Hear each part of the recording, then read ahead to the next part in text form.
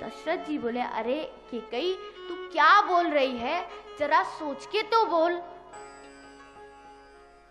तो कैकेयी बोली, अरे महाराज मैं जो भी बोल रही हूँ बहुत सोच समझ के बोल रही हूँ। आपने क्या सोचा, आप राम को राजा बना देंगे, कौशल्या को अपनी महारानी बना देंगे, और मैं और मेरा भरत, मेरा बेटा भरत आप लोगों की नौकरी करेगा।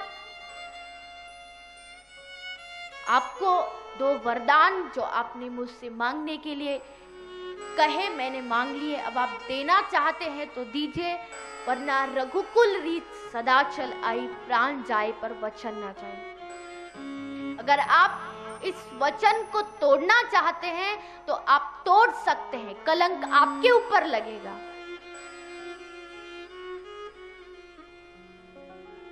तो दशरथ जी जोर जोर से रो रहे हैं, कैकेयी के पैर पकड़ रहे हैं, हे कैकेयी तू मुझे वन में भेज दे, मैं वन में जाऊंगा। तू चाहती है तो मैं भरत को इसी समय राजा बना देता हूँ, लेकिन मेरे प्राण, मेरे राम को इस अयोध्या से दूर मत कर। श्री दशरथ जी अपने वंशज सूर्य भगवान को कहते हैं, हे प्रभु आप तो हमारे वंशज हैं, आपसे प्रार्थना करता हूँ कि कल आप सुबह उदय मत होना, क्योंकि कल अगर आप अयोध्या में उदय हो गए तो हमारे अयोध्या का दीपक बुझ जाएगा।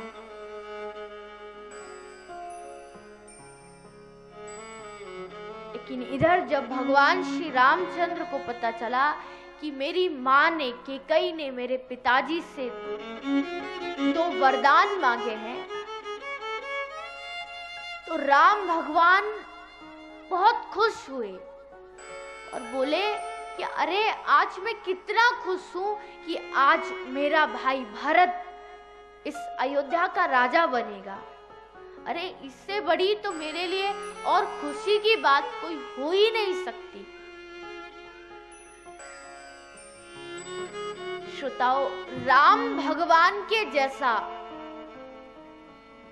मातृ प्रेम, पितृ प्रेम, भ्रातृ प्रेम अपने भैया भरत से कितना प्रेम करते थे।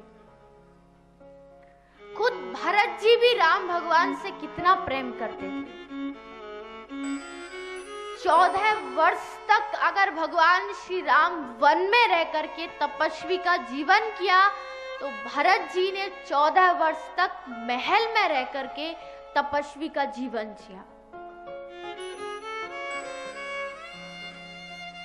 महल में रहकर के भी श्री भरत जी धरती पर सोते थे,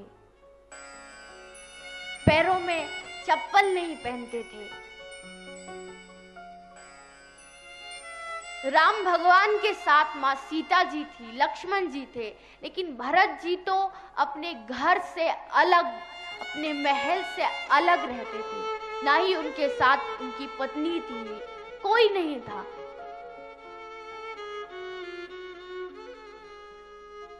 तो राम और भरत जी, इन दोनों की कथा से, रामायण से हमें सीखना चाहिए कि किस तरह एक भाई दूसरे भाई से प्रेम करता है। लेकिन आजकल के भाइयों को देखो, आज दुश्मन कोई और नहीं है, बस एक दूसरे भाई है। एक दूसरे के प्रति लड़ते रहते हैं, कभी घर की वजह से, कभी जमीन की वजह से, हमेशा आपस में लड़ते रहते हैं। माँ बाप भी हमेशा इसी कारण से दुखी है, हमारे बेटे आपस में लड़ते हैं। अरे रामायण सुनते हो, रामायण हमारा हिंदुओं का ग्रंथ है, तो उससे कुछ सीखो तो सही। 50 बार राम भरत की कथा आप लोगों ने सुनी होगी, 50 बार पढ़ी होगी, लेकिन क्या कभी उसको अपने जीवन में भी उतारने की कोशिश की है कि हाँ मैं भी राम और भरत जैसा भाई बन के दिखाऊंगा, राम जैसा बेटा बन के दिखाऊंगा? कभी नहीं करते।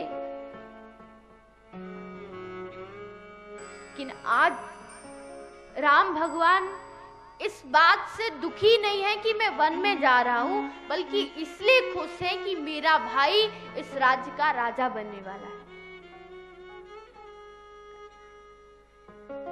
तो श्री राम भगवान, मां सीता, श्री लक्ष्मण तीनों अपना राजपाट छोड़ के, तपस्वी का भेष बना करके, अयोध्या को छोड़ करके जंगल में चले गए।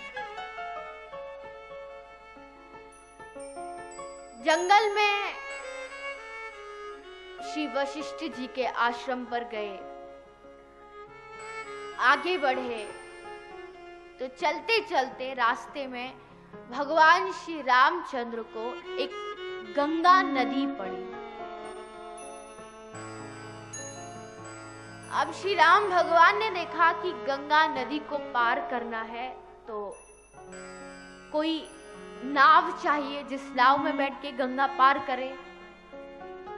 कि नाव तो बहुत खड़ी है लेकिन कोई भी केवट दिखाई नहीं दे रहा है। तो राम भगवान ने इधर उधर देखा तो बहुत दूर एक केवट दिखाई पड़ा। तो राम भगवान ने उस केवट को अपने पास बुलाया और बोला, भैया देखो, हमें इस गंगा को पार करना है तो तुम हमें अपनी नाव में बिठा के गंगा से पार उतार दो। तो केवट जो था बड़ा चालाक था। केवट कह रहा है कि प्रभु, मैं आपको अपनी नाव में नहीं बिठा सकता। तो भगवान राम बोले, क्यों? हमने ऐसा कौन सा पाप किया है जो हम तुम्हारी नाव में नहीं बैठ सकते? तो केवट कहता है कि छुअत सिला भई नार सहाई। अरे भगवान, आपके चरण के स्पर्श से तो एक पत्थर भी स्त्री बन गई, यानी अहिल्या। अहिल्या पत्थर थी, भगवान ने उसे अपना चरण स्पर्श किया तो वह स्त्री बन गई। तो बोला कि आपके चरण के स्पर्श से तो एक पत्थर भी स्त्री बन गई, अगर आपका चरण मेरी इस लकड़ी की नाव से स्पर्श होगा तो मेरी नाव को एक स्त्री बनने में क्या देर लगेगी? मेरे घर तो पहले से ही मेरी पत्नी है, ये दूसरी और हो जाएगी। अब दोनों का पालन कैसे करूंगा? तो भगवान बोले, अरे भाई, इसमें हम क्या कर सकते हैं? कुछ तो उपाय सोच, क्योंकि यहाँ आसपास कोई केवट भी नहीं है जो हमें नदी पार करा दे। अब क्या करें? तो केवट बोला, हाँ, एक काम हो सकता है। भगवान बोले, क्या? बोला, प्रभु, ये तो मालूम है कि आपके चरणों में ऐसी कोई रज है जिसके स्पर्श से पत्थर भी स्त्री बन जाता है। तो अगर मैं आपके चरण धोऊंगा तो वो रज आपके चरण से हट जाएगी और फिर आप मेरी नाव में बैठ सकते हैं। तो भगवान बोले, ठीक है, जैसी तुम्हारी इच्छा, चरण धोकर के अगर नाव में बैठ सकते हैं तो कैसे भी बिठाओ। तो केवट एक पात्र लाया, उसमें पानी डालने लगा और भगवान के चरण रखे और भगवान के चरण धोने लगा। अब केवट भगवान के चरण धो रहा है और भगवान श्री रामचंद्र की तरफ देख करके, लक्ष्मण जी की तरफ देख करके हंस रहा है, क्योंकि केवट और लक्ष्मण जी के पिछले जन्म की शत्रुता है। क्योंकि ये जो केवट था, ये पिछले जन्म में एक कछुआ था, कच्छप, और लक्ष्मण जी शेषनाग का अवतार थे, राम भगवान नारायण का अवतार थे।